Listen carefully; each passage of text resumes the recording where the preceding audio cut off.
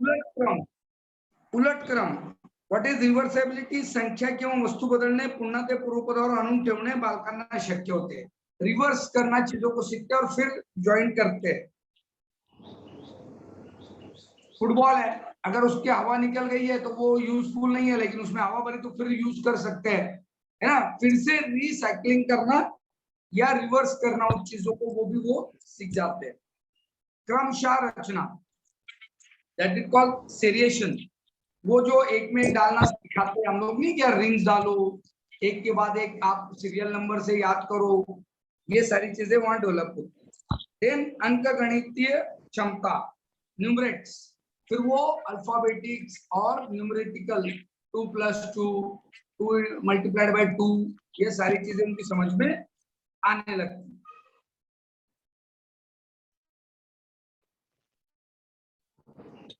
इसी दरम्यान में उनमें सोशल डेव्हलपमेंट भी होना लगता है. ये जो हमने डेव्हलपमेंट देखा, दिस इज कॉग्निटिव्ह. मेंदूच्या प्रक्रियेमध्ये किंवा मेंदूच्या कार्यामध्ये होणारे बदल, अभी जो हमने देखा, that is called N cognitive process.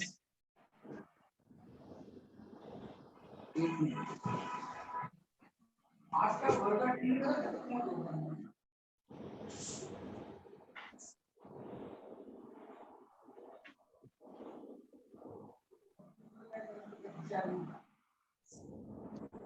नहीं है.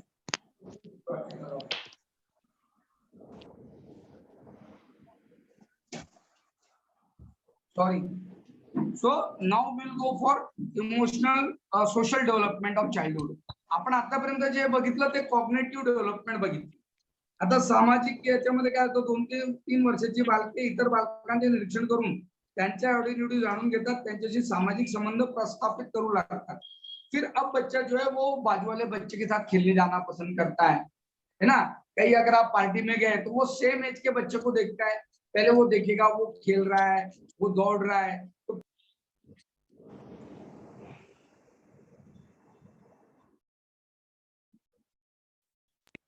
उसकी तरफ दौड़ेगा.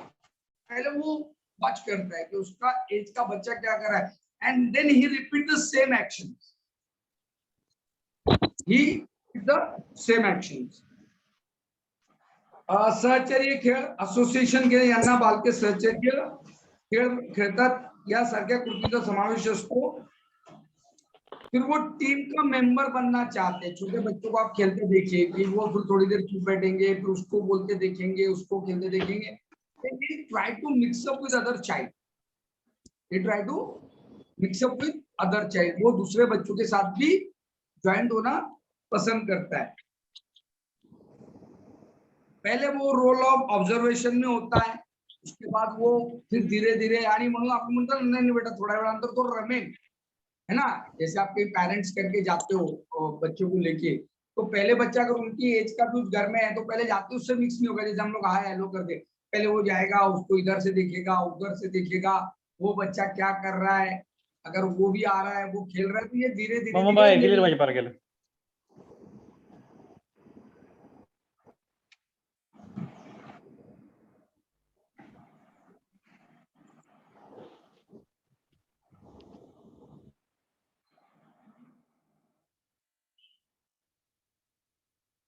ओके. जेव्हा बालके 4 वर्षांची होतात तेव्हा त्यांना वरील सामाजिकरणाचे अनुभव प्राप्त झाले, त्यामुळे समूह खेळाची मूळ तत्वे लक्षात येतात. Then they understand the rules and regulation of the games, है ना. उनको उसमें भी वो समझ में आने लगता है. अब सामाजिक वर्तन को लिख लीजिए आप. और असामाजिक वर्तन, 2 टाइप के बिहेवियर डेवलप होते हैं. Social behaviour pattern and unsocial behaviour pattern, दोनों टाइप के बच्चों में डेवलप होने लगते हैं. सोशल डेवलपमेंट, अनुकरण, इमिटेशन, वो दूसरों को देख के काम करना.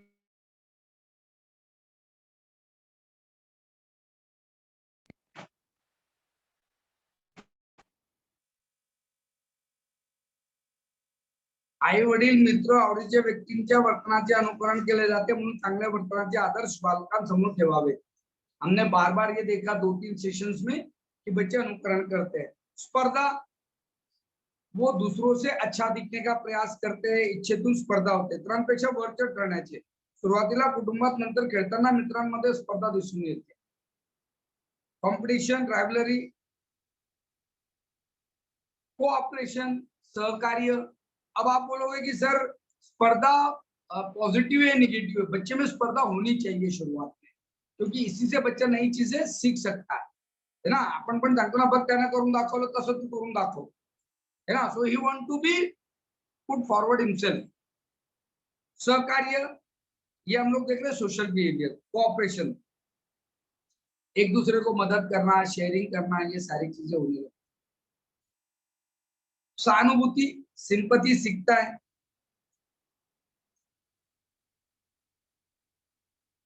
सिंपैथी होती है. इंपैथी आती है इसी एज में, इंपैथी भी डेवलप होती है.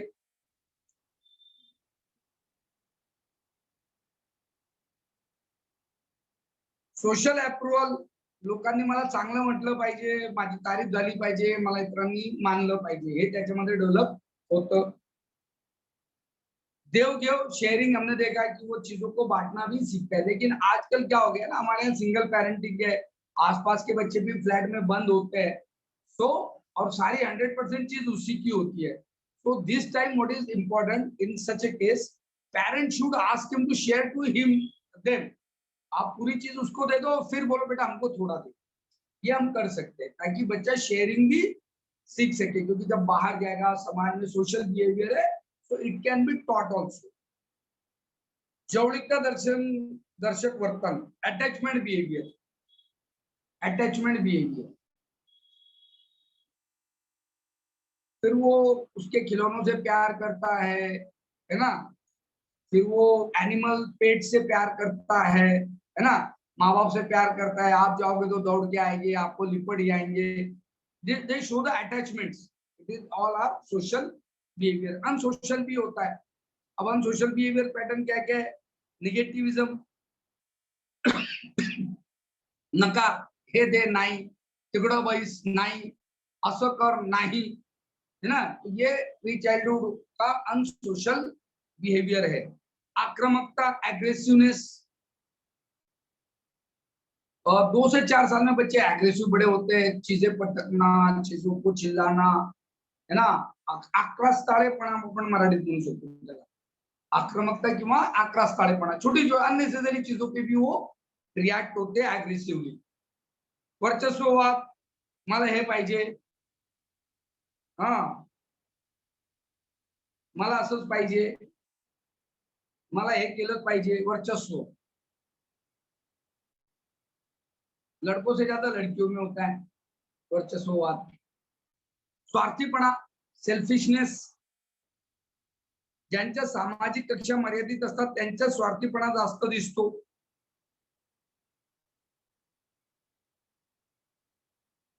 सेल्फिशनेस, सोशल नहीं होते, माँ बाप भी कहीं जाते नहीं है, किससे मिलते नहीं है, अपना सुबह ड्यूटी गए, शाम में आए, बच्चा वो बिल्कुल ना शेयरिंग है, ना सोशल इन्वायरमेंट है, ना किसी से मिलना है, ना बात करना है.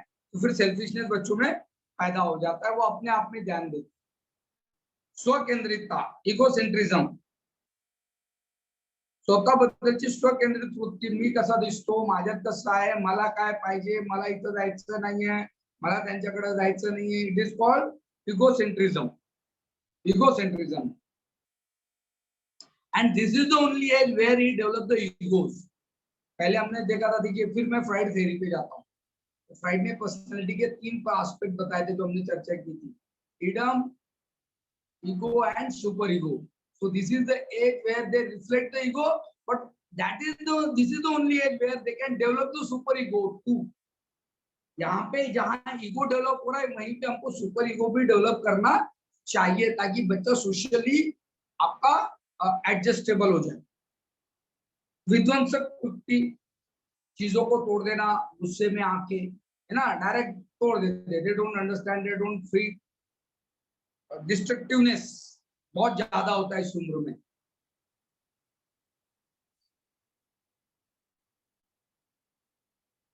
सेक्स एंटोगोनिज्म. सेक्स एंटोगोनिज्म, आप एक चीज ऑब्जर्व कीजिए, 4 साल के बच्चों के लिए लड़का लड़की कुछ नहीं होता है.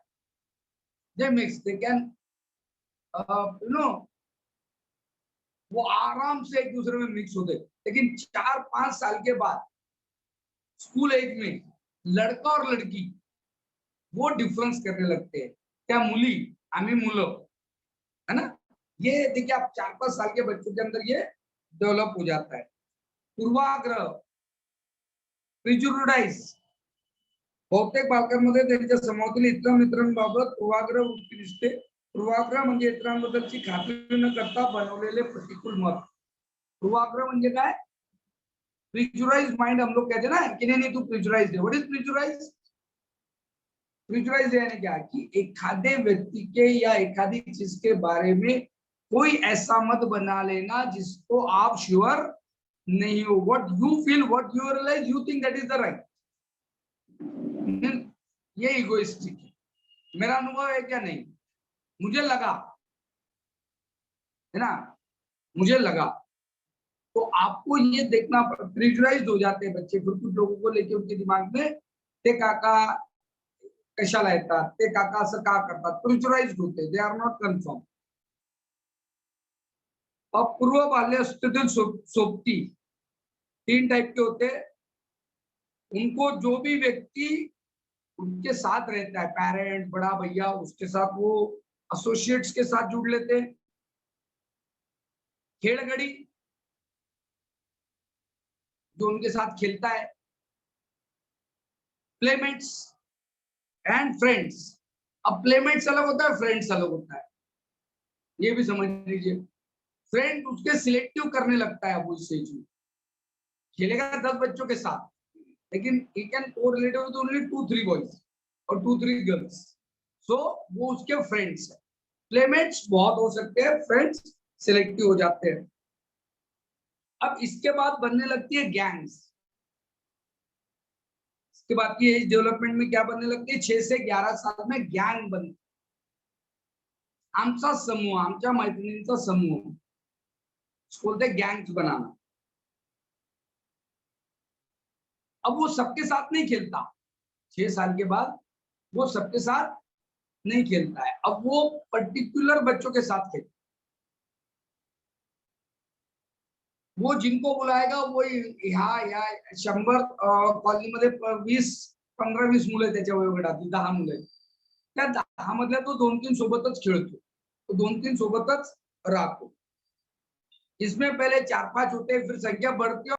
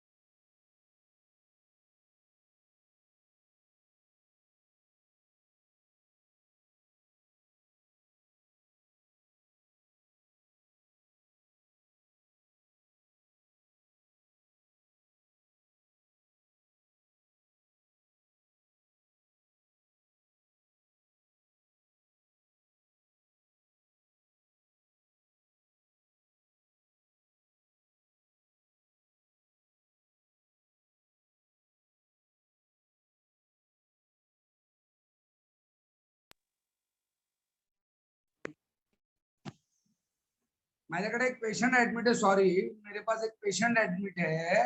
अब उसको दवाई दी, वो सो रहा है रात में, तो उसकी माँ का फोन, ये सो क्यों रहा है? अरे भैया अब दवाई दी, सो होगा. फिर मैं बाहर जाऊंगी चाय लाने और वो गिर जाएगा कॉट पे से. तो अब वो बड़ा बंदा है, अच्छा 42 साल का है, 42 ईयर्स का है वो बंदा, वो उसकी माँ भी लगी हुई उधर उसको, सॉरी. सो गँग्स बनती है. मुलांची टोळी, मुलींच्या टोळी समाज अमान्य वर्तनात जास्त गुंतलेली असते. फिर ये जो गैंग बनाते हैं बच्चे, लड़कों की अलग गैंग होती है, लड़कियों की अलग गैंग होती है. लड़कियां गॉसिप्स करते बैठेंगी, लड़कियां चर्चा करते बैठेंगी. स्कूल एज हम लोग देख रहे हैं. अभी आप समझिए ये कौन सी एज है? स्कूलिंग एज है. 6 to 11 में हम लोग बात करें. इसमें गैंग्स होती है, सिलेक्टेड दोस्त. ये आमच्या ये 3-4 लड़कियों का इधर ग्रुप, वो 3-4 लड़कियों का ग्रुप, वो 3-4 लड़कियों का ग्रुप, है ना, या वो 5-6, तो ऐसे अलग अलग होते हैं. अब इसमें क्या होता है कि जो लड़के होते हैं ये मेनली थोड़ा सा जिसको हम कहते हैं ना कि चलो वो पेड़ पे से वो गिराते हैं, ये करते हैं वो करते हैं, तो ये होता है। और लड़कियां थोडासा कम होती है. प्रौढांच्या दूषित पडणारी अशी बालपणीची सुरक्षित जागा असते और इनका खेलने की जगह, इनकी जगह ऐसी होती है कि बड़ों का एडल्ट का ध्यान नहीं जाना चाहिए, है ना. बड़ों से छुप के करना चाहिए जो भी करना है. गैंग जो कार्यरत होती है इस एज ग्रुप में, वो बच्चों से, एडल्ट से छुप कर काम करना है. कैसे काम करना है? एडल्ट से छुप कर काम करना. वो टीम में लेना, टीम में से निकाल देना, गट्टी, ये सब आप याद करिए. It is not rocket science, है ना. वो कईयों में ये चाइल्डिशनेस बड़ेपन में भी होता है. वो अभी भी वो उसी चाइल्डहुडनेस में जीते, अभी भी उनकी गैंग होती है, अभी भी नाही नाही माझं तिच्याशी पटत नाही. पटत नाही म्हणजे नातेवाईक थोडी बनवायचं आपल्याला. पटत नाही काय त्याचे. पण आपल्याकडे ते इमॅच्युअर्ड बिहेवियर आपण त्याला म्हणू शकतो, चाइल्डहुड. अब इसमें क्या क्या काम करता है टीम के अंदर? समूह निष्ठा. भाई ग्रुप के बारे में कोई कुछ बोलेगा नहीं घर पे, है ना. ग्रुप के प्रति लॉयल्टी होनी चाहिए, है ना. घर पे नहीं बताना है. हाँ, टीचर्स को नहीं बताना है. उन्होंने मिलकर कोई शरारत की और टीचर को एक ने बता दिया तो फिर वो एनिमी, क्योंकि ग्रुप से लॉयल नहीं है यार, ईमानदार नहीं है. देन ग्रुप स्टैंडर्ड्स, कौन रहेगा ग्रुप में ये भी तय हो जाता है. Play games and supports, teams बनती है, खेल बनते हैं. देन जवाबदारियां स्वीकारने वो पार पाड़ने, ये निगेटिव ही नहीं होता है. Sometime team used to be good things also, है ना. वो काम भी करते हैं, जिम्मेदारी भी लेते हैं. सोशली एक्सेप्टेड बिहेवियर, कोऑपरेशन, ये सारी चीजें बच्चा 6 से 11 साल में सीखता है. इसलिए हम लोग कहते हैं कि चाइल्डहुड जो है तो पाया भरणीचा काळ आहे. काय आहे हा? पाया भरणीचा काळ आहे. जेवढं सिमेंट, जेवढं कॉन्क्रीट टाकलं जाईल, किती उंच इमारत राहील, हे सगळं याच वयात ठरत असतं. लीडरशिप आने लगती है. भैया ये करना है यार, मैं ये लाऊंगा, मैं ये कर लूंगा, मैं वो कर लूंगा, है ना. टीम जब बनती है तो फिर वो लीडरशिप भी डेवलप होने लगती है. हर गैंग का एक टप्पू होता है. You can understand by this way. Tappu gang कहलाती है, टप्पू सेना. तो टप्पू एक होता है, हर टीम के अंदर एक टप्पू होता है ना. तारक मेहता में का उल्टा चश्मा, एक टप्पू होता है. वो सारी उचापती वही करवाता है और करते सब है, लेकिन नाम किसका आता है? टप्पू का आता है. भिड़े मास्टर किस पे चिढ़ता है? टप्पू पे चिढ़ता है. कहते टप्पू करवाता है, भले टप्पू ना करे, है ना. तो लीडरशिप भी डेवलप होती है. मेंटल हेल्थ, अब हम लोग देखेंगे.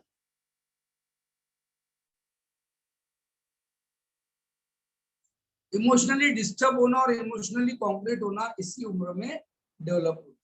इमोशनल स्टेबिलिटी का भी एज होता है. कौन सा एज होता है? Emotional stability. डिस्ट्रक्टिव ओडीडी, देखिए इस उम्र में सबसे ज्यादा अपोजिशनल डेविएंट डिसऑर्डर, ओडीडी. प्रौढांच्या प्रत्येक गोष्टीला नकार देणे, आई वडिलांना शत्रू समजणे, सगळ्यात मोठं बिहेवियर या ठिकाणी होतं. त्याला deviant disorder, ODD, deviational defiant disorder, sorry, oppositional defiant disorder, oppositional defiant disorder. प्रत्येक गोष्टीला आई वडिलांना विरोध असतो. ओडीडी डेवलप हो जाता है. बिल्कुल, आपने बोला तो नहीं करूंगा. अभी पढ़ाई को मैं 10 मिनट से बैठूंगा. अभी टीवी देखना बंद कर, 10 मिनट से बंद करूंगा. अभी नहीं करूंगा. अभी कुछ भी करके उसको अपोज करना है ना. अपोजिशनल डिफरेंट डिसऑर्डर. और इसी टाइम में एक होता है attention deficit, attention deficit hyper active disorder, ADHD. लिख लीजिए.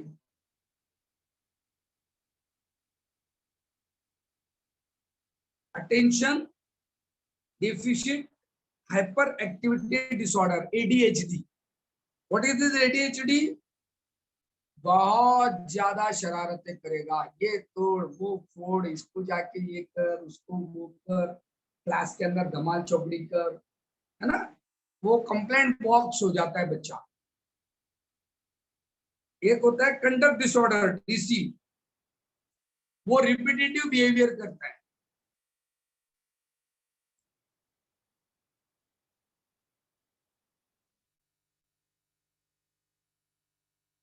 ओडीडी समा एंटी सोशल भी हो जाते हैं कई बार, साइकोपैथ पर्सनालिटी हो जाते हैं ओडीडी। उनके खेल भी बहुत खतरनाक खतरनाक होते हैं, गन चलाएंगे, जंग करेंगे।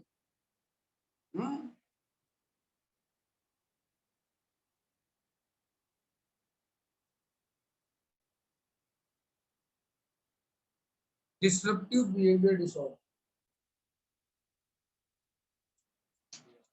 Hyper activity disorder.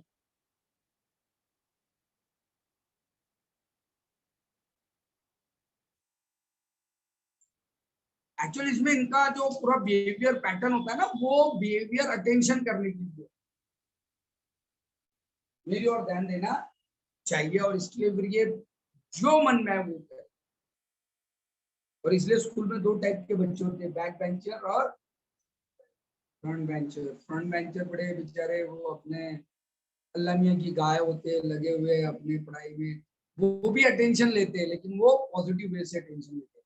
और बैक बेंचर पूरे क्लास चल रही है, बस हो गया भैया, उसका काम हो गया, पूरा क्लास डिस्टर्ब हो गया, टीचर चिढ़ गया, टीचर का पारा चढ़ गया, अभी वो हैप्पी है, वो मजे ले रहे हैं, तो उसको पनिशमेंट भी मिलता है तो वो भी इंजॉय करता है। उसको पनिशमेंट मिल रहा है तो वो पनिशमेंट भी इंजॉय करता है ना। तो पनिशमेंट उसके लिए पनिशमेंट नहीं होती, वो करता है इसीलिए। ये होता है शाळेची भीती आणि चिंता विकृति, school phobia and other anxiety disorders. ये बच्चों में बहुत होता है, लेकिन हम लोग उधर है, बच्चों को कहाँ प्रॉब्लम शुरू होगी, बच्चों में ही प्रॉब्लम होगी। स्कूल फोबिया क्या होता है, बच्चों में स्कूल जाने के लिए अननेचुरल फियर पाया जाता है। उसमें क्या क्या होता है, बच्चे चिढ़ाते हैं, अगर उसमें कोई फिजिकल डिसऑर्डर है, डिसेबिलिटी है ना, तो वो कई बार फिर वो उसमें बोलने में तोतरा बोलता है, या वो थोड़ा सा वीक है ना, तो इस तरह के बच्चों में ये ज्यादा पाया जाता है, क्योंकि वो उसको लगता है कि मैं स्कूल जाऊंगा तो सब मेरी मजाक उड़ाएंगे, राइट। वो थम सकिंग वाले कुछ बच्चे होते हैं, तो इस तरह का कुछ अगर प्रॉब्लम है तो बच्चों में ये ज्यादा पाया जाता है। चिढ़ाया जाना, टीचर्स का इंसल्टिंग बोलना। अभी देखिए आज के अखबार की न्यूज है ना, वेरी प्रॅक्टिकल टॉक। शाळेच्या अध्यक्षाला अटकेपासून संरक्षण देण्यास नकार। स्कूल का जो चेयरमैन है उसने प्री अरेस्ट बेल डाला था सुप्रीम कोर्ट में, न्यायालय में, तो कोर्ट ने मना कर दिया। तो क्या हुआ था कि वो चेयरमैन ने बच्चे को आगे टॉन्टिंग किया और बच्चे ने सुसाइड कर लिया। ये देखिए आज क्या लोकसत्ता का न्यूज है कि एक चेयरमैन ने स्कूल में आके कुछ बच्चा शरारत कर रहा होगा तो कुछ तरह का इस तरह का बोला, वो बच्चा स्कूल से घर गया एंड कमिटेड सुसाइड। तो उसमें वो हुआ। मेरे पास when I was a student psychology Azam campus, तो there was a one boy जो पर्टिकुलर एक क्लास में नहीं बैठता था, हिस्ट्री का क्लास लेता, तो सारे क्लास करता था बट हिस्ट्री का टीचर आने के पहले वो भग जाता था। तो उसको बहुत मारा, उसको पनिश किया, पेरेंट्स को बुलाया, but he won't, and he was a 10th standard student actually. तो बीइंग अ काउंसलर वो मेरे पास रेफर किया गया। Then I asked him after 2 session, he accepted that मुझे वो एजुकेशन सिस्टम था, लड़के लड़के साथ थे। ही सेज कि मेरे टीचर ने लड़कियों के सामने 10th का बच्चा हिजड़ा बोला मुझे, तो ही फेल्ट इंसल्टेड एंड उन्हें वो दिन तय कर दिया, वो नहीं गए। तो ये सारे फोबियाज काही जब बच्चा स्कूल जाने को मना करता है, इव्हन मुलींच्या बाबतीत अनेकदा होतं की चौथी तिसरीची मुलगी अचानक शाळेत जायला नाही म्हणते, खूप रडते, आजारी पडायला लागते शाळेच्या नावाने, तर आई वडिलांनी तिला दबाव न टाकता तिची विचारपूस केली पाहिजे, पण कदाचित तिच्यासोबत काहीतरी माल प्रॅक्टिस शाळेमध्ये होऊ है ना। हम लोग क्या करते हैं, बच्चा अचानक डरने लगा स्कूल से या लगने लगा तो हम लोग मारते हैं सिर्फ स्कूल जा, स्कूल क्यों नहीं जा रहे आप, है ना, मैं ये स्कूल नहीं जाऊंगा, बस वो कई बच्चे बोलते हैं ये स्कूल नहीं जाऊंगा, मैं ये क्लास में नहीं बैठूंगा। So then you have to ask the things कि क्या होता है इसका। शाळेबद्दलच्या भीतीचा वियोगजन्य चिंता, सेपरेशन एंजाइटी डिसऑर्डर, जरूरी नहीं कुछ बुरा हुआ हो, लेकिन कई बार बच्चों में माँ बाप से दूर होने की चिंता भी इसका होता है, उसको कहते हैं separation anxiety disorder, separation anxiety disorder.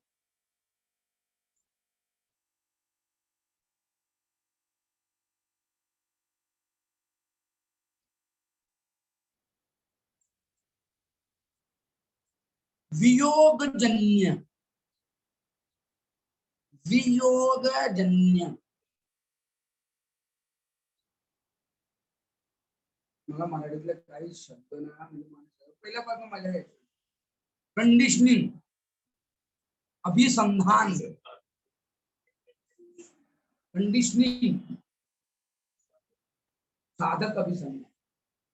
So some Marathi words are more difficult than the English. Separation, separation. Why you need Marathi and you can't, you know, go in always. आणि सायकॅट्री सगळ्यात चांगलं इंग्रजीतच आहे, मराठीत psychiatry available नाही. Social phobia भी develop होता है बच्चों में, सामाजिक भीति,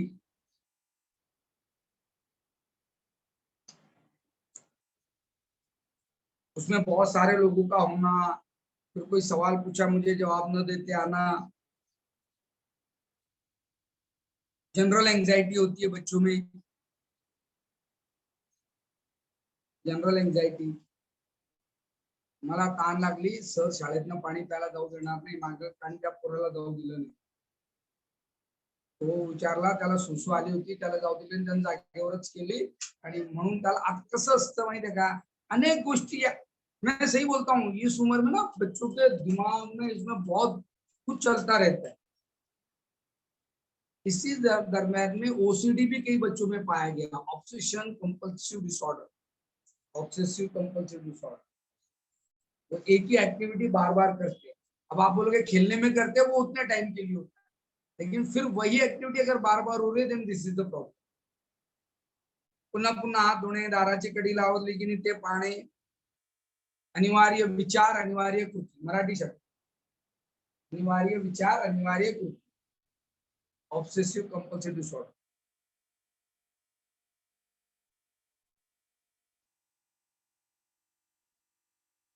इसी उम्र में मूड डिसऑर्डर भी पाया जाता है, कभी खूब चांगला राहतो, कभी खूब डिस्टर्ब राहतो, एकाग्रता नहीं होती है, थकने लगते हैं, नींद आने लगती है, कई बार रोने लगते हैं बच्चे, ये सारे लक्षण उनमें दिखाई देते हैं। Means he is somewhere frustrated, frustrated that because of it not coping with the education system, he is unable to adjust in a school, है ना, ये सारी चीजें शुरू होती है। स्कूल चेंज अगर होता है तो भी ये सारे लक्षण शुरू होते हैं। थोड़ा सा हम लोग साइड में जाके देखेंगे, कई बार स्कूल चेंज होना भी बहुत बड़ी दिक्कत होती है। I remember my daughter only, I transferred her school from Urdu medium to same English medium. तो वो थोड़ा स्कूल में गई, तो अब यहाँ पे शी वाज टॉपर, पहली से 5वीं तक पढ़ी थी, फ्रेंड सर्कल था। अब वो नई स्कूल में गई तो she can't adjust and all this thing, उसका पेट बहुत दुखा स्कूल जाने के टाइम। तो बस because of psychology I can understand it, no कि हाँ प्रॉब्लम है, कुछ तो स्कूल में हो रहा है। बट अब क्या होता है ना, बाहर आप बहुत आसानी से सलाह दे सकते, लेकिन घर में बोलोगे अरे स्कूल में कुछ प्रॉब्लम है, तो वाइफ बोलेगी अरे हाँ ये तुम्हारी साइकोलॉजी घुस गई इसमें। So I went to doctor, checkup करा लिया, सोनोग्राफी करा ली, then when all reports are normal, then I went to did I inquire about all this thing. तो फिर पता चला वो जो पुरानी लड़कियां है, जो गैंग एक लड़कियों की, वो इसको हैरेस करती है, और ये फिर अब स्कूल नहीं जाना है, तो मेरा पेट दुख रहा है। So what is this? नाटक है क्या? नहीं। Is this a नाटक? नहीं, this is not a नाटक। This is happening actually। ना मैं बहुत सारे डिसऑर्डर शुरू होते हैं। मेरे पास एक केस थी तो 102 टेम्परेचर आप काउंट कर सकते, 102 डिग्री टेम्परेचर। एग्जाम का टाइम टेबल आया, एग्जाम के एक दिन पहले टेम्परेचर आता था, एग्जाम के समय टेम्परेचर जाता। तो मैंने जब बोला यार ये बिकॉज ऑफ साइकोलॉजिकल फिनोमेना, बोले नहीं नहीं आप काउंट कर रहे हो ना उसका टेम्परेचर, तो साइकोलॉजिकल कैसे हो गया? बॉडी पे दिख रहा है, बॉडी पे दिख रहा है बट उसका रीजन साइकोलॉजिकल। बात समझ में आ रही है? बीमारी शारीरिक ही है, मानसिक बीमारी नहीं है, लेकिन उस शारीरिक बीमारी का कारण मानसिक है। तो कई बार जब बच्चा अचानक इस तरह का रिलेक्टेंट बिहेवियर बताता है तो हमें ध्यान देना चाहिए। इसको अच्छा करने के लिए कौन सी थेरेपी इस्तेमाल होती है लिख लीजिए। इंडिविजुअल साइकोथेरेपी, उसमें काउंसलिंग आएगा। उसके बाद कुटुंबोपचार पद्धति, फैमिली थेरेपी, फैमिली में बहुत सारी चीजें हमको चेंज करना पड़ेगी। बिहेवियर मॉडिफिकेशन थेरेपी और behaviour therapy, BT, BT clinical psychologist.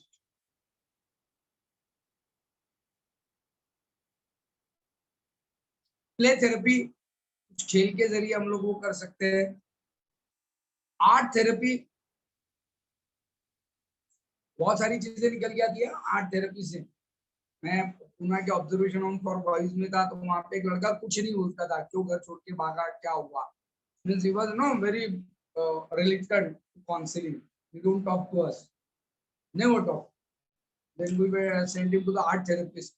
फिर उसको उन्होंने कलर वलर दिया, चित्र बनाते हैं, परिवार का चित्र बना, तो फिर उन्हें बनाया चित्र। और वो एक आदमी डंडा लेके औरत को पीटता है, वो दो बच्चे छोटे नीचे रो रहे हैं, घर बनाया। तो then we asked him who is he father, who is he mother, वो बाप उड़ता है माँ को, है ना। तो दिस इज देयर। तो आर्ट थेरेपी बहुत सारे इसमें से भी चीजें निकलती है। स्कूल का भी चित्र आप निकालने को बोल सकते हो, वो फिर वो डिजाइन करके, तो उसमें चित्र में ध्यान नहीं देना है। then you have to analyze the things, art therapy, sometimes it's required a drug therapy। कुछ दवाइयाँ भी होती है जो एंटी सोशल बिहेवियर या हाइपर एक्टिविटी बच्चों के लिए देनी जरूरी होती है, क्योंकि वो अननेचुरल डेवलपमेंट। सबसे इंपॉर्टेंट है डेवलपिंग द सेल्फ, इस वक्त में डेवलप सेल्फ डेवलप होने लगता है।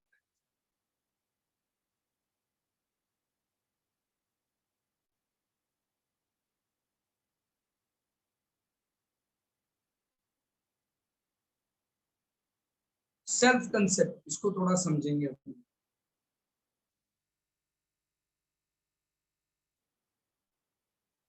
आप अपने एबिलिटीज अपने आप को डिस्क्राइब करने लगते हो, आपकी abilities. What is self concept? Self concept is the sense of self, descriptive and evaluative mental picture of one's abilities and traits। I repeat, self concept is the sense of self, आपके अपने प्रति image क्या है। Descriptive, उसमें आप descriptive होते हो, and evaluative mental picture, mental picture of one's abilities and traits. Abilities आपकी क्षमता है, एंड ट्रेट्स स्वच्छ जाणीव नाही, सामाजिक दृष्टिकोन आहे, इतर लोक आपल्याकडे कसे बघतात त्याच्या आकलनातून बालकांमध्ये स्वप्रतिमा तयार होते। आपका अपने बारे में एक इमेज बिल्डिंग होता है इसमें। मी कसा, मी कोणासारखा, मी माझ्यातल्या क्षमता काय, माझ्या एबिलिटीज काय, है ना, मला काय आवडतं। आणि मग तुम्ही 9-10 वर्षाच्या मुलांना ते कुठलेतरी काका मामा यांच्याकडे बघतात, चर्चा करतात, है ना, सेल्फ वो डेव्हलप होने लगता है। 5 ते 8 महिन्याच्या बाळाला आरच्या समोर बसवले ते आरशाला स्वतःला 5 स्मित हास्य करते। 6 से 8 5 से 8 महीने के बच्चे को अगर आप आईने के सामने रखेंगे तो ही स्माइल्स। 9 से 12 टच करता है उस बच्चे को, सामने वाले आईने के बच्चे को। 15-18 महिन्याचे बालक दाखवते इतरांपेक्षा आपण वेगळे असल्याचे दर्शवू शकतो। आईने से शुरुआत होती है सेल्फ कंसेप्ट डेवलप होने की। पहली बार जब वो ग्लास में खुद को देखता है तो पहले उसको पता नहीं होता है वो कौन है क्या। एक बहुत अच्छा फेसबुक पे कई बार वीडियो भी आता है, वो छोटा बच्चा आईने के अंदर देखता है और फिर पीछे जाके देखता है, यू सीन और not I don't know, but वो आईने में देखता है और फिर वो पीछे झांकता है उस आईने के, उसमें मिरर लगा होता है, तो इधर देखता है और फिर वो ऐसे देखता है तो वो गायब होता है, फिर देखता है। सो अगेन ये लुक इनटू द थिंग्स।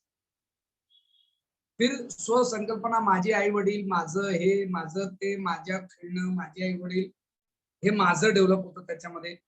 मग मी गोरा आहे, मी कसा आहे, स्वतःबद्दलच्या संकल्पना डेव्हलप व्हायला लागतात, मी स्मार्ट आहे है ना, म्हणून सांगितलं जातं मुलाला यार तो खूप स्मार्ट आहे, स्मार्ट असतो।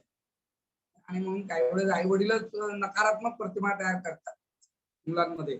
स्वत्व डेव्हलप करण्यामध्ये आई वडिलांचा खूप मोठा सहभाग असतो है ना। घरात दोन बहिणी असतील, एक थोडीशी गोरी असते, थोडीशी सावळी असते, वडिलांवर गेलेली काळी, हा ती कशी हुशार आहे पाय, हाँ तो अशीच है कंपैरिजन, फिर उसमें वो स्व डेवलप हो जाता है। स्कूल में भी होता है, सेल्फ कंसेप्ट जो डेवलप होता है वो इसी एज में होता है।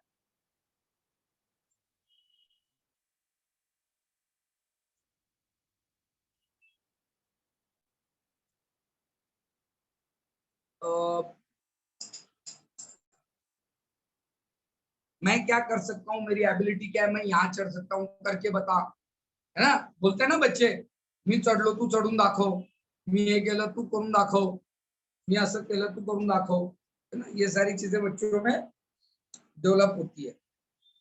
और अगर आप देखें तो ये स्टेज हम लोग जब मोटिवेशनल हायरार्की पढ़ेंगे, इसका है मोटिवेशनल हायरार्की। अगर मोटिवेशनल हायरार्की नहीं मालूम है ना तो मैं कल से बता दूं। मैस्लो का है सर।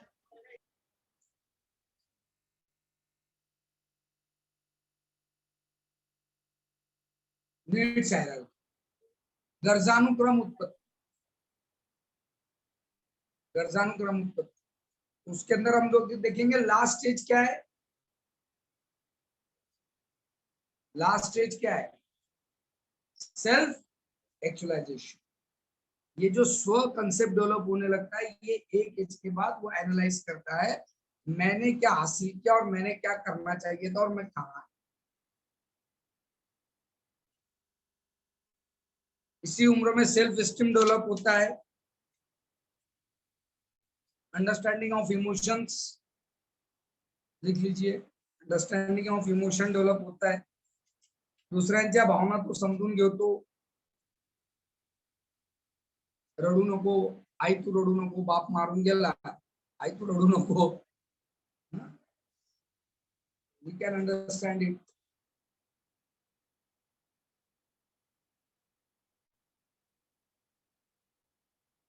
इसी टाइम में मैंने कहा इमोशनल स्टेबिलिटी, बहुत सारे इमोशनल चीजें डेवलप होती है उसमें, अपराध भाव, लज्जा भाव, अभिमान, ये सारा स्वत्व में डेवलप होता है। सेल्फ में क्या क्या डेवलप होता है ना, चड्डी काढली उडून घेतली तर तो लगेच लाजतो है ना, ना ते लज्जा भाव त्याच्यात निर्माण होतो, कुठं बसायचं, कुठं काय करायचं, लज्जा भाव, अभिमान, प्राऊड, ऍप्रिसिएशन, हे बघा तुम्ही हे सगळं डेव्हलप होतं। आणि हे इतकं डेव्हलप होतं, 9-10 वर्षाच्या मुलाला किंवा मुलीला रागवा तुम्ही लग्नाच्या ठिकाणी, हा सगळ्यांसमोर रागवते का मला,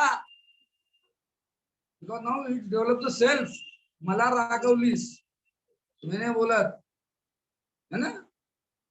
स्वत्व, अभिमान, ऍप्रिसिएशन, सर्टिफिकेट है ना, सगळ्यात जास्त सर्टिफिकेट त्याच वयात गोळा होतात।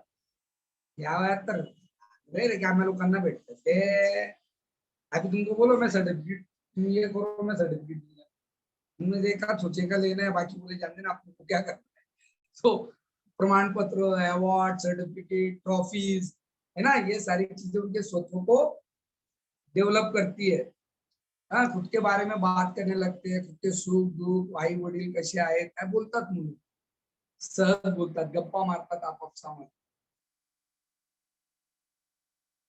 सेल्फ एस्टीम, स्व आदर डेव्हलप होता है। स्व आदर म्हणजे काय, स्वतःबद्दलचा आदर भाव। सेल्फ एस्टीम म्हणजे सेल्फ एस्टीम, सेल्फ रिस्पेक्ट। और जो बच्चों में सेल्फ रिस्पेक्ट डेवलप नहीं होता है वो हेल्पलेस महसूस करते, खुद में सेल्फ एस्टीम नहीं होता है वो उसके लिए प्रयास करते हैं है ना. काही मुलं चांगलं बनण्याचा प्रयत्न करतात, बनत नाही, बनण्याचा प्रयत्न करतात. त्यांना वाटतं याच्यातनं काहीतरी कमी मिळेल, आपल्याला काहीतरी मिळेल.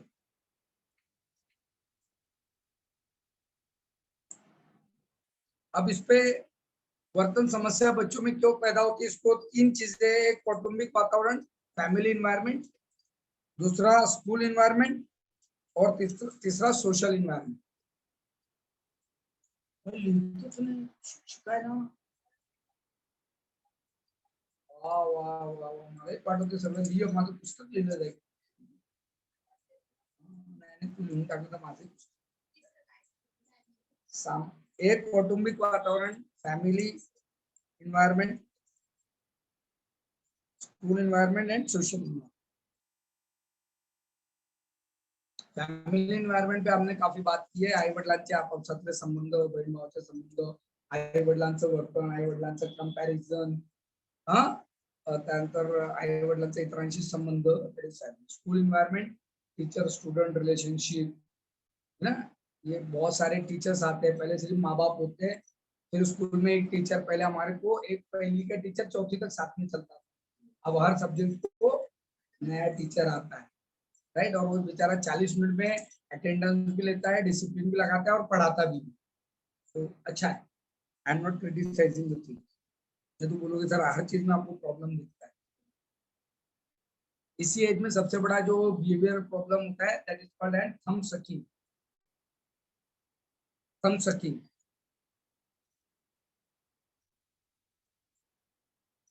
स्टार्ट में थंब सकिंग होता है तो वो बचपन में होता है, लेकिन 3-4 साल तक भी होता है. उसके बाद कुछ बच्चों में वो 10-11 साल तक भी पाया जाता है. नेल बाइटिंग है ना, स्टार्ट टू थंब सकिंग. उसमें थंब सकिंग के रीजंस लिख लीजिए, mainly causes of the thumb sucking.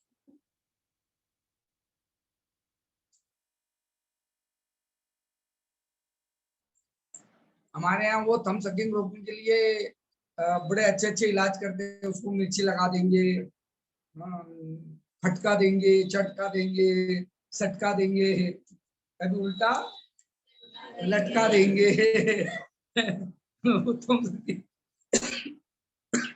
But that is the behavioural problem. उसमें क्या क्या है, हम सकिंग के कारण ले लीजिए, पूरे से दूध न मिलने, ओरल स्टेज कंप्लीट ना होणे, मुलांना पुरेसे दूध मिळालं नाही, यायला दूध येत नाही,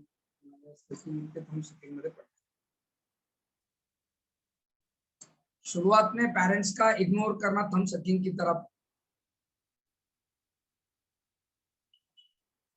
और कई बार thumb sucking is called an attention seeking behaviour. आई वडील त्यांच्या कामात असतात, लक्ष देत नाही, पण मी अंगठा चोकला तर बरोबर लक्ष देतात. तर रागवतात खरं, चिडतात खरं, पण कमीत कमी लक्ष देत.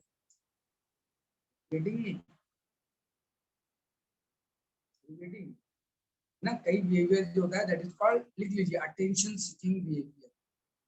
अटेंशन सीकिंग बिहेवियर ये बहुत बड़ा बच्चों में बहुत ज्यादा पाया जाने वाला प्रॉब्लम है. इसको हमको आइडेंटिफाई करना चाहिए, डायग्नोस. ये रियल प्रॉब्लम है या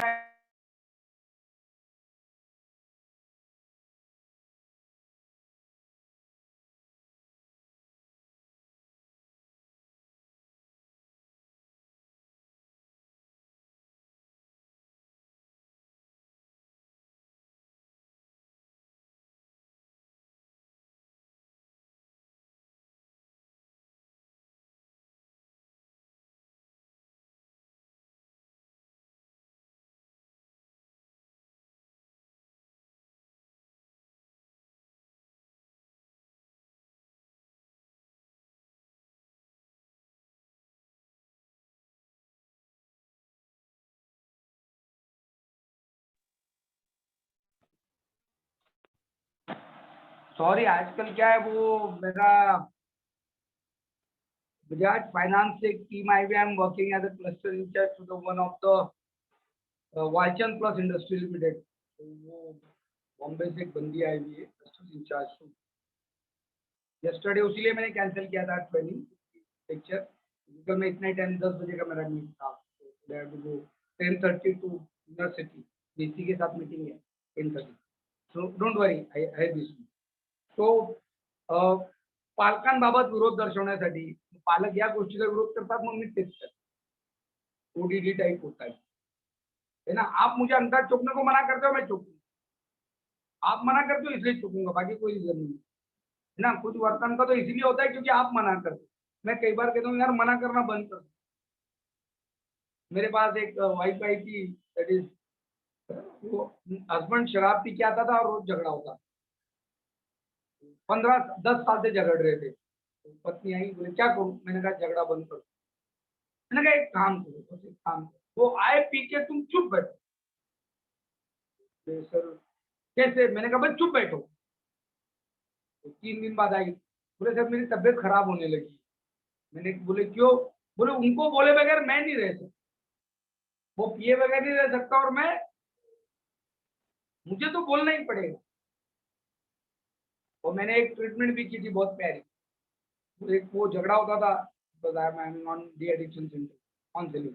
तो जब भी मैंने कहा पति शराब पी के आए, तुम ब्रश करना, 10 मिनट तक ब्रश करना.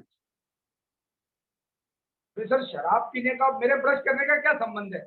मैंने कहा नहीं, बस वो शराब पी के आए घर में, तुम्हें पता चले तुम ब्रश करने खड़ी. पता चला 8-10 दिन में झगड़े बंद हो गए, लड़ाई बंद हो गई. क्यों. क्योंकि वो जैसी घर में घुसता कि ब्रश लेती और ब्रश चालू कर देती. इसका मुंह बंद रहता, वो आता अपना बेचारा फ्रेश होता, चाय पीता और अपना बैठे रहता.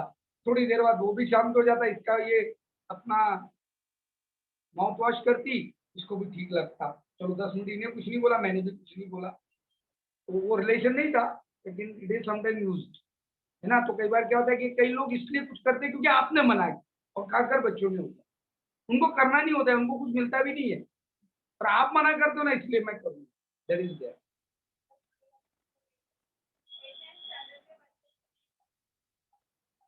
ये कॉज है.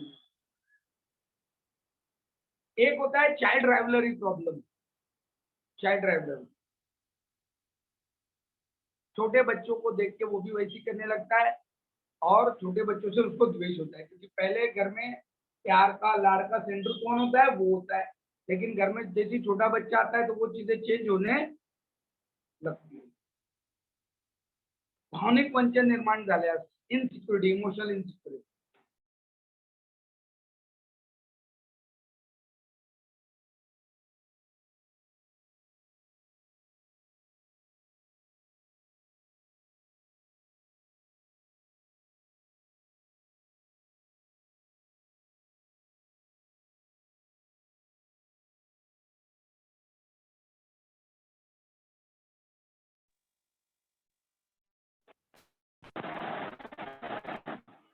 भावनिक वंचन, इमोशनल इनसिक्योरिटी. इमोशनल इनसिक्योर होते हैं कुछ बच्चे, और कई बार मेंटली रिटार्डेड बच्चों में ये प्रॉब्लम पाया जाता है.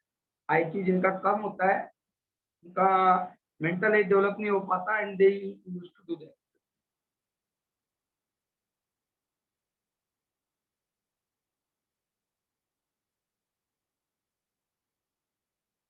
अब होता क्या है कि कई बार हम लोग एकदम बच्चों का दूध बंद कर देते. इसमें उपाय योजना क्या क्या है. तो बच्चों का दूध एकदम बंद कर देते, तो उनका जो ओरल स्टेज है वो कंप्लीट नहीं होता है. तो इसमें 2 काम कर सकते हैं आप. दूध पिलाना धीरे धीरे कम कर दिया, और बाकी का जो फूड है वो कप से दीजिए, बाटली के बजाय. क्योंकि फिर अगर बाटली दोगे तो वो जो सकिंग है, ओरल स्टेज, वो इनकम्प्लीट रहेगी, है ना. तो आप जितना दूध है वो डाइट भी दे रहे हैं, और धीरे धीरे उसको जो पिलाना है वो चमचे से या बाकी चीजों से आप पिलाएं. आपको जैसे ये दिमाग में आता है वेरी अर्ली, इसका जो है ना अर्ली डायग्नोसिस इंपॉर्टेंट. जैसे ही आपके समझ में आता है कि थम सकिंग ये डेवलप हो रहा है, वही स्टेज है जब आप 90% थम सकिंग रोक सकते. माँ बाप अगर ध्यान नहीं दे रहे, मैंने कहा ना इसमें डायग्नोसिस करना पड़ेगा कि अटेंशन सीकिंग है, इमोशनल इनसिक्योरिटी है, या ओरल स्टेज है. या आप डायग्नोसिस करके सलाह दे सकते हैं. आणि म्हणून आईवडिलांनी वेळोवेळी मुलांकडे लक्ष देणे, त्यांच्याशी बोलणे, त्यांनी काही केलं त्याच्याकडे लक्ष देणे, त्यांच्याशी इंटरॅक्ट करणे, त्यांच्या ऍक्टिव्हिटीमध्ये इन्व्हॉल्व होणे, हे सगळं केलं तर मुलं अशा गोष्टींपासून लांब राहतात.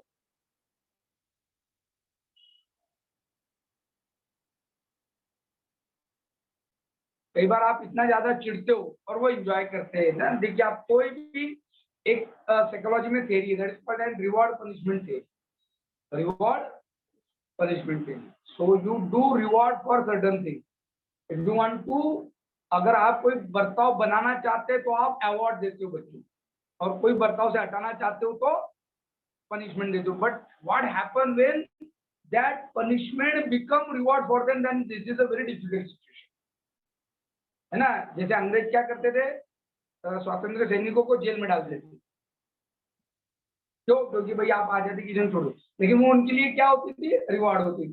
वो तो बोलते थे हटो हटो, अरेस्ट करो, जेल भरो आप लोग, है ना, हमको जेल में डाल दो। Again this is all are the things which you can do it.